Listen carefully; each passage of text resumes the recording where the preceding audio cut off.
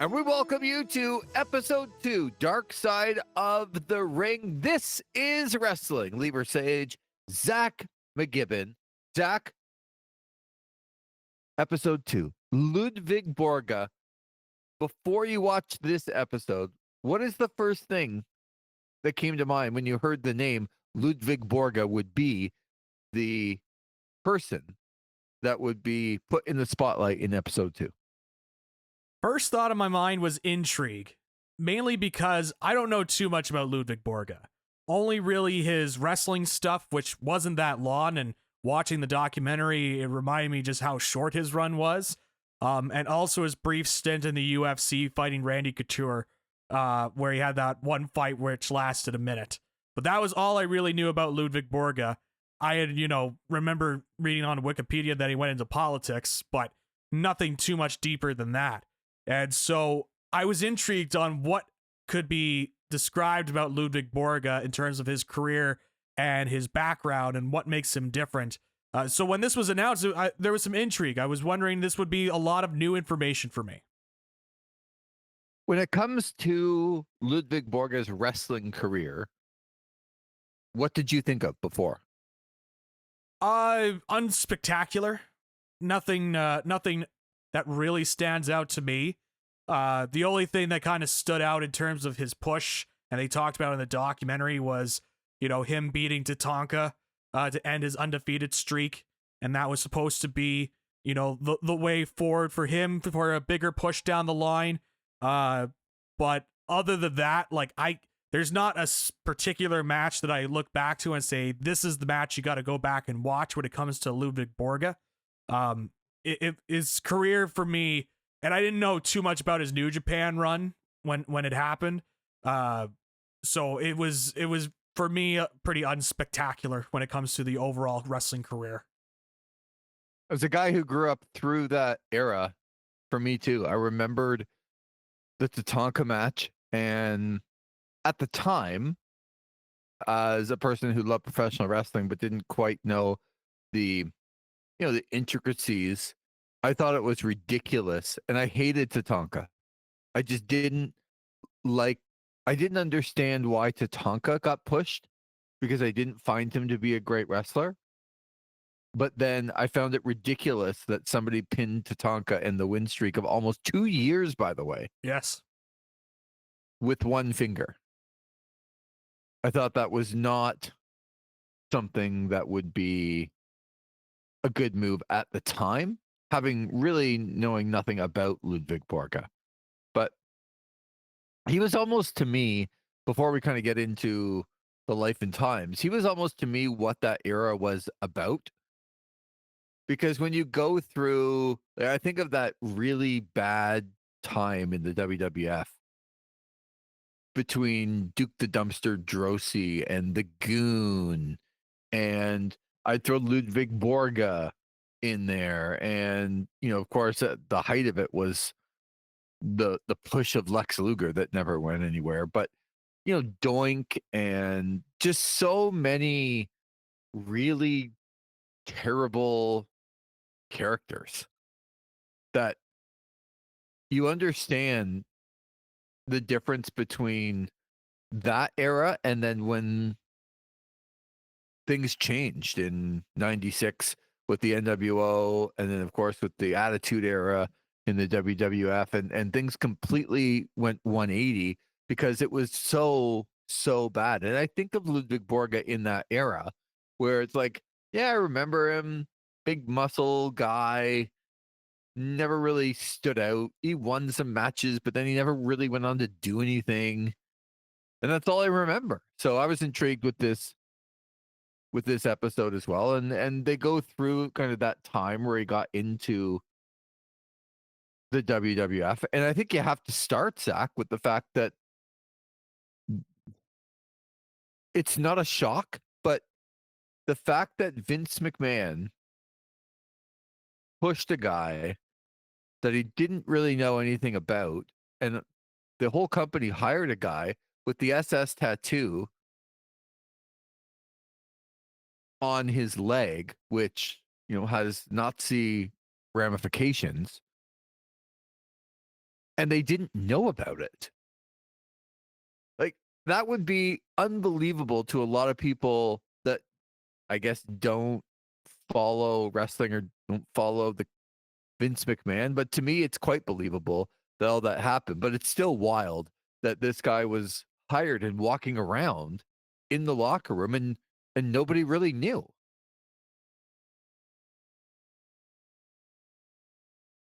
Yeah, absolutely. It's crazy that, you know, the way that they described it, it's just, you know, even the background kind of going into him joining the WWF, how, you know, this would just kind of fall through the cracks when it comes to his beliefs and whatnot. Because, you know, they talked a bit earlier about how he was you know, he worked as, he was fighting a lot of people. He moved to the US trying to, you know, get big, literally, in some cases. And it is quite shocking if you are somebody that's on the outside, but wrestling has not historically been known to be good at background checks or looking No. deeper into people's past or criminal convictions or whatnot. So unfortunately, you know, us as wrestling fans, when you see a guy that gets hired like him, like you mentioned with the SS tattoo, it's unfortunately not that surprising that he would fall through, because Vince was so enamored with his size. He was just this big dude. And like what they mentioned in the documentary, like if any sort of country that wasn't the US and maybe Canada or the UK, that would just be an immediate foreign heel gimmick that they would put you on. So it's like you would have the evil Russians. In this case, you're going to have the evil Finnish people, right? They would find a way. He just got enamored by the size of Tony Halme. And so I think the you know, Jim Ross was on the show and they got fortunate that he hurt himself, which gave them an out to let him go, because some people knew then about the tattoo and he wasn't really well liked either. So he ends up leaving the WWF at the time. And as you said, one of the things, I knew he fought Randy Couture. I didn't realize how bad it was for Tony Halme in that match. And I think that to me was one of the things that, when you think that you're a monster, you think that you're unbreakable, and you go in and you get demolished by somebody, what that would do to the ego, especially back then, to somebody who kind of thought themselves that they were invincible. That one feels like the first domino to fall with Tony Halme. I know he got let go with the WWF, but man, oh man. I mean, thinking that you were going to transition and still be famous in the US, and going in and doing that and getting absolutely demolished by Randy Couture, to me was the first domino. You When you saw that, was that something for you that resonated? Like him thinking he was good enough to go in and do that in the first place? Yeah, that certainly did resonate in terms of a downfall period for visibility in the U.S. You know, it's funny you mentioned that too, because I had also forgotten how quick it was, that fight with Randy Couture. Obviously, with the benefit of hindsight, now we know how Randy Couture is in the grand scheme of MMA history. But it really is something to kind of realize, because you look at him and you just see the size, and he would get into fights all the time. I mean, they mentioned on the show that his nickname was the Viking, and he even debuted for Herb Abrams' UWF as the Viking, and then also wrestled in New Japan after that as well.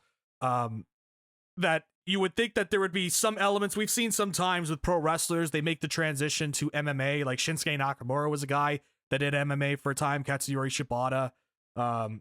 And so you see that transition, and some guys are able to do it somewhat well, and then other guys like a Tony Halme, it's like, man, they should have even considered getting in. And so I think that it was kind of the perfect point. Like, a lot of people look at him leaving the WWF as sort of that downfall period, and I get why, because for a lot of people, when you think, you know, Tony Halme, just internationally, when you think of him, you think of Ludvig Borga.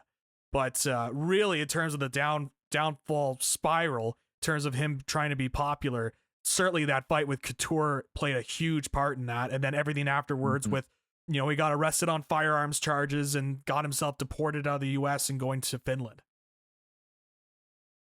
That to me spoke to the world that we live in now and timing. So imagine you go to the US, you get fired from the WWF, you lose to Randy Couture, and then you get deported after a firearm charge. In 2025, you are not running for political office at that point. No. However, it wasn't that time. It was before the internet and social media and everything that really, lets people know exactly, who people are.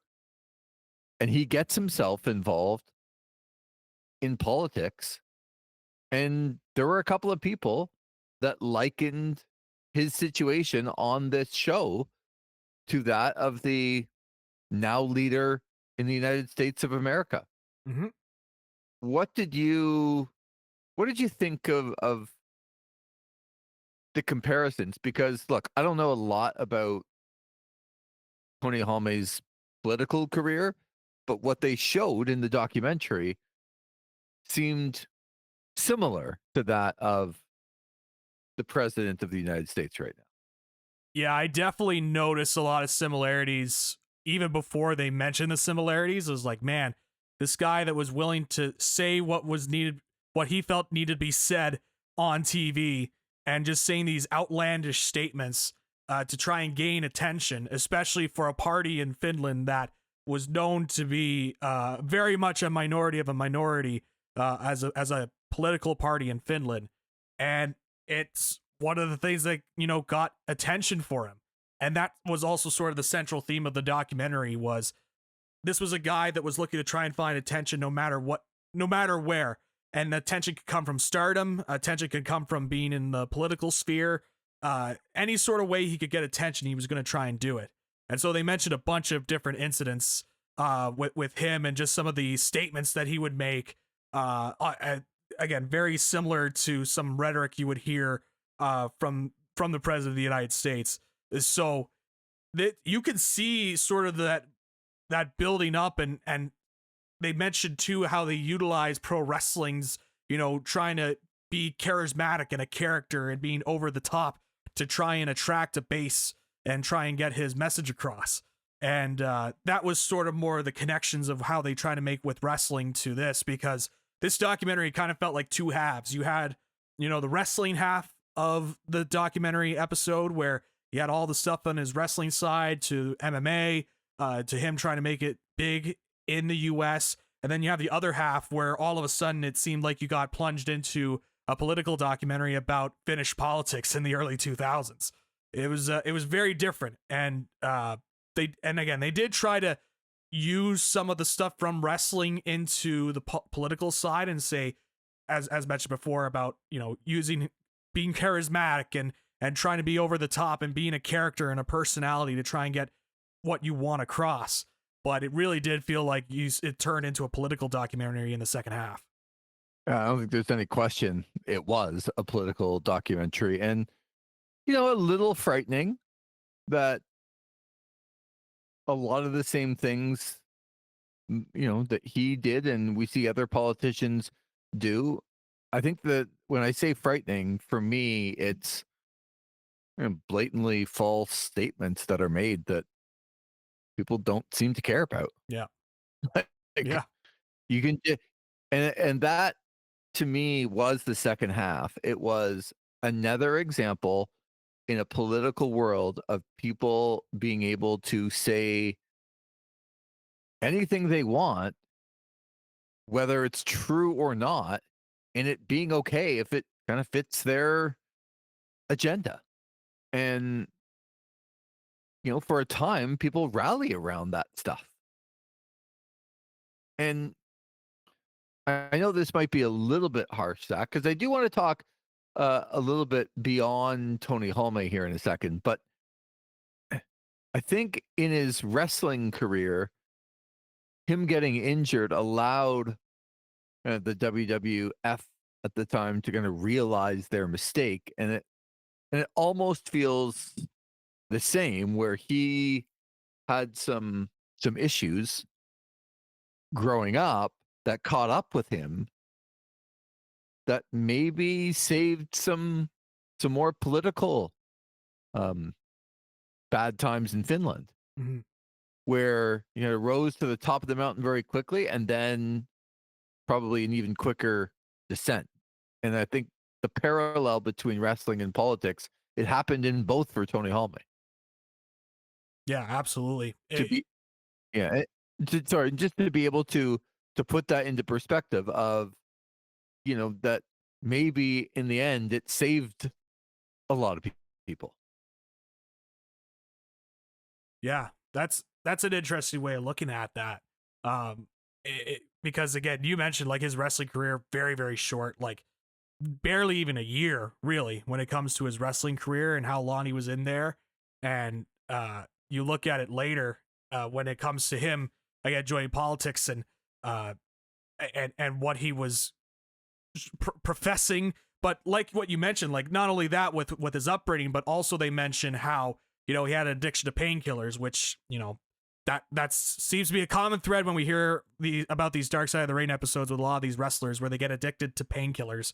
Um, and then there was the incident in 2003 where a gunshot was heard, and then all of a sudden it seemed like the physical state of Tony Halme was going down, and people mentioned this was not the same Tony Halme that they recognized before.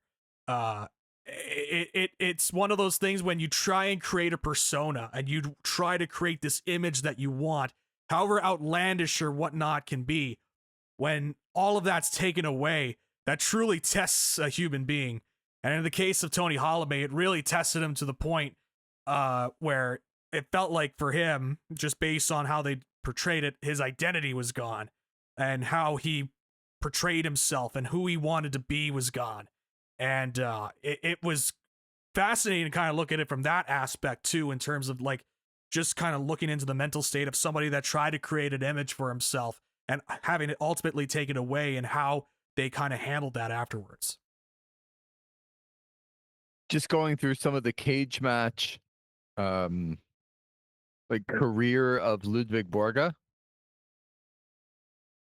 It's amazing to me because to me it's a blueprint of exactly what they would they would do in the 90s, where I'm going through his matches right now. It is literally beating every jobber you've ever heard of in your life in 2 minutes. Yeah. 1 minute, 2 minutes, 2 minutes. And he has no wins. Like, he has wins over all of those guys, and every single time he fought somebody else, he would lose to Luger on tons of house shows. He would lose to, um, be in tag matches and lose. He beat Tatanka in that one match, and after that, he literally, Zach, lost almost every other match. He lost every other match to anybody that was like mostly Luger, but doesn't matter who you put him up against. It's just like his win-loss record is crazy how bad it is. Yeah. Like you're just going through and you're like beating jobber, jobber, jobber, and then every time fighting, whether it's Luger, whether it's Razor Ramon, whether it's like anybody of any significance, and he lost every time. Yeah. Incredible, really. How you could make somebody on TV look like a giant because they would beat, the nobodies of the world and then never win a big match and it didn't matter. But that was Ludvig Borga. That's what he did. Yep. Um and just a quick thought from you on the whole philosophy of people getting like if you're a wrestler, because this was the theme of this show as well, is that he carried the ability to be charismatic, manipulate, whatever you want to call it, to win people over. And he used what he learned in the world of professional wrestling into politics and ultimately into some not great stuff. But that is a theme of like what people learn for the most part in professional wrestling is that's the whole goal. How do you win people over? Yep. How do you how can you be charismatic? And for as bad as he was from a charisma point of view, because he wasn't ready when they put him into the WWF in the first place, he seemed to learn it over time how to win people over with, rightly or wrongly the way he went about it, but still learned how to do that. And we definitely see a lot of wrestlers that are able to do that in their life after wrestling. Yeah, Ludvig Borga is not the only person that's gone into politics that's come from the wrestling circles. Obviously, most notably would be Jesse Ventura becoming the governor of Minnesota at one point. You see now with Glenn Jacobs being the mayor. Kane, it's Kane. Yeah, Kane now. You've seen wrestlers being able to utilize that. Other wrestlers have tried to run for politics. I remember Jerry Lawler tried to run for mayor in Memphis. So it's kind of funny how it all kind of comes together, right? When it comes to, trying to get your message across. And in the case of wrestling, you want to try and get your character across. You want to try and get your character over. In politics, you want to try and get your message across. You want to try and get the message over with the people to resonate with people. And so it is, we always talk about on the show too, not just in this format, but whenever we talk on the main show about, backstage politics, right? How it could just infiltrate through into the real life world. It is kind of fascinating, just the overlap you see where, so many times people kind of pass off wrestling as this, lower tier form of entertainment. But the crossover for a lot of the major elements, whether it be politics or sports, is very prevalent when it comes to the pro wrestling world. I also learned, and Zach, maybe we'll wrap with this. If you're going to pick a fight in a bar, don't do it with Scott Norton. Yeah, no, that's a bad idea. that guy, don't fight Scott Norton, as we've learned. Ever. Yeah. That guy's tough as nails, especially in New Japan, so. And he doesn't look like a guy you want to mess with, to be quite frank. No. I don't look at Scott Norton and go, yeah, I'm going to pick a fight with that guy. Yeah, let's see how I do against him, Yeah. No.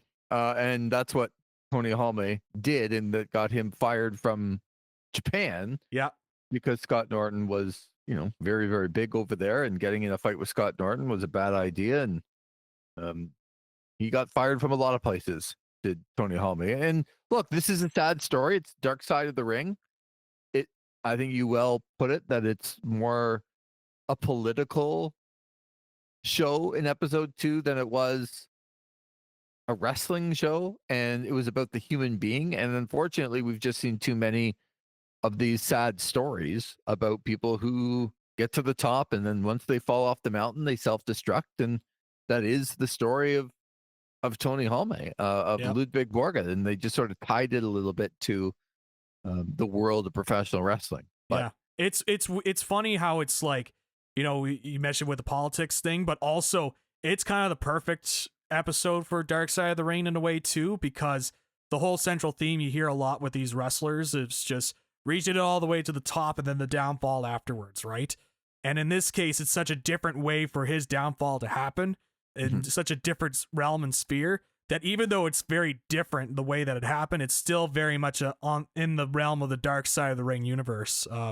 One thing I did want to mention too that I remembered that I have to bring up, that there was one moment that made me laugh hysterically, and that was when Jim Cornette mentioned the exit only tattoo that Tony Halme had above his buttocks. I thought that was absolutely hysterical the way that he explained that. It's like, you gotta go watch that. It's whatever you think of Jim Cornette, it's pretty much what, like, that's kind of how I see him sometimes. It's like outlandish, He didn't have to describe it that way, but he did. Yeah. And it's like, yep, okay. But it was quite funny. It was quite funny. It's exactly how you would imagine it would be described by Jim Cornette. How about that? Episode number 2, the Finnish HELLRAISER, the HELLRAISER from Helsinki, Ludvig Borga, Tony Halme. Episode 3, I believe, Zach, is about Big Van Vader. Yes, I'm looking Vader forward to that time. one. Yes. So we'll jump into that coming up in episode number 3. This has been a recap of episode number 2 from Ludvig Borga. For Zach McGibbon, I'm Lee Versage. Thanks again for listening to This is Wrestling.